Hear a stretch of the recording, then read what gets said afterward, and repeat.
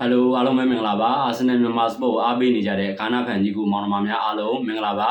လက်တလို့ပေါ့လေ Arsenal သတင်းအကြောင်းအရာတွေနဲ့ပတ်သက်ပြီးတော့ကျွန်တော်အနေနဲ့တင်ဆက်ပြီးတော့မှာဖြစ်ပါတယ်လက်လို့ကျွန်တော်တို့နေ့ညမှာဆိုရင်တော့ Manchester United နဲ့ A1 မှာပေါ့လေမြန်မာစံတော်ချိန်17နာရီမှာရှင်ပြိုင်ကစားတော့မှာဖြစ်ပါတယ် Premier League ပွဲစဉ်ဒါ23အဖြစ်ပေါ့လေရှင်ပြိုင်ကစားတော့မှာဖြစ်ပါတယ်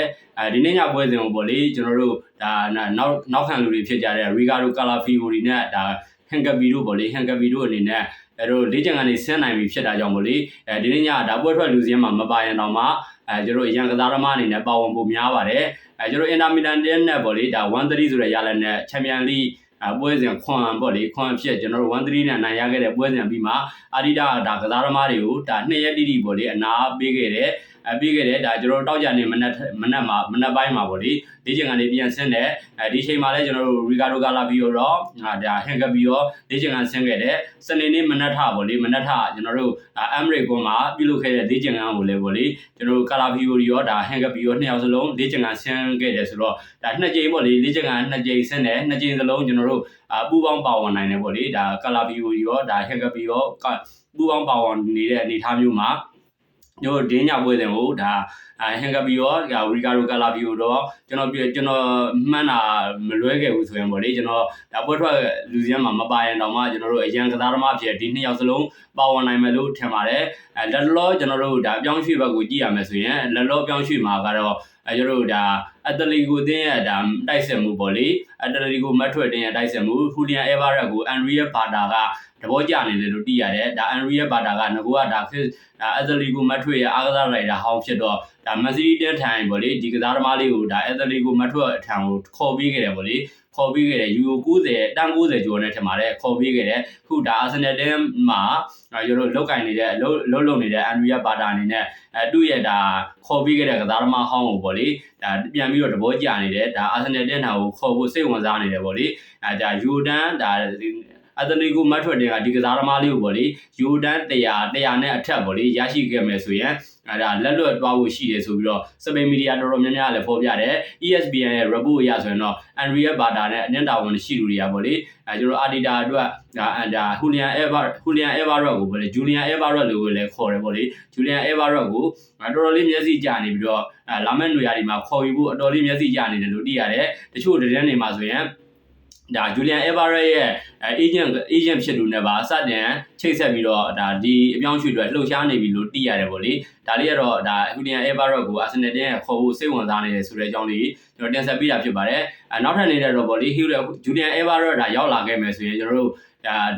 တောင်မန်ကဘယ်တောင်မန်တိုက်စစ်ကစားမှာ Martinelli ကဒါဒီ sorry ကလပ်တွေကိုပြောင်းဖို့ရှိတယ်ပေါ့လေ sorry ကလပ်တွေကိုပြောင်းဖို့အနေထားမျိုးရှိတယ်အတင်းဘက်ကလည်းလမ်းခွန်ထားတယ်လို့ရှိလမ်းခွန်ထားတယ်လို့သိရတယ်ပေါ့လေနောက်ထပ်ဒါတိုက်စစ်မှုကာဘီရဲ့ကြီးစုလည်းဒါထွက်ကောင်းထွက်နိုင်တယ်ပေါ့လေဒီလိုမျိုးအခြေအနေမျိုးတွေတော့ရှိတယ်ဒါ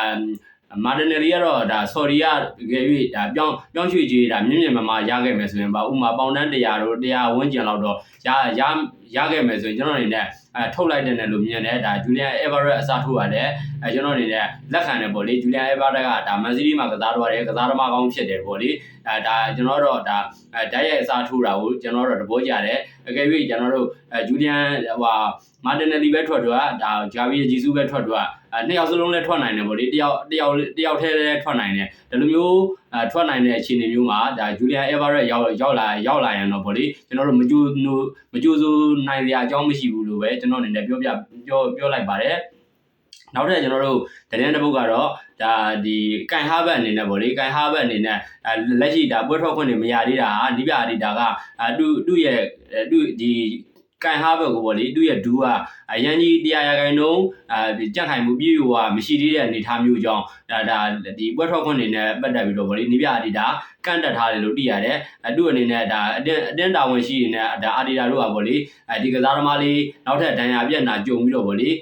ထပ်မှန်ပြီးတော့ဒဏ်ရာရတော့မှာကိုမလိုလားဘူးလို့သိရတယ်အဲ့ဒါကြောင့်မို့လို့ပေါ့လေဒါအရန်ကြီးရဲစွန်မတုံးလေးပဲနဲ့100%ကြက်ခိုင်မှုပြေးဝ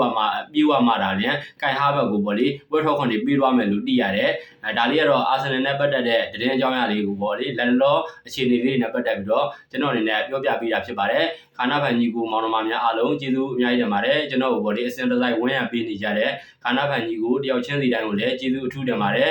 ကျွန်တော်ရဲ့ဒါ YouTube channel လေးကိုလည်း subscribe လုပ်ပေးကြပါအောင်လို့မြတ်တာရက်ခံအပ်ပါတယ်ကျွန်တော်ရဲ့ Facebook page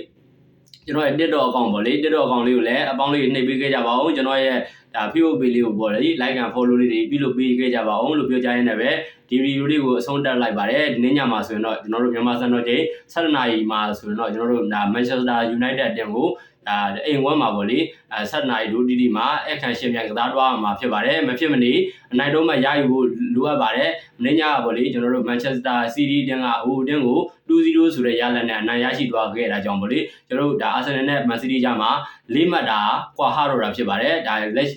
ဒီလိုမျိုးအခြေအနေမျိုးကြောင့်ပေါ့လေပုံမှန်9မှတ်ပြန်ခွာနိုင်ဖို့ရအတွက်နေညပွဲစဉ်ကိုမဖြစ်မနေအနိုင်ရရှိအောင်စွမ်းဆောင်ထားနိုင်ဖို့လိုအပ်ပါတယ်အားလုံးပဲကျေးဇူးများကြီးတင်ပါတယ်ခင်ဗျာ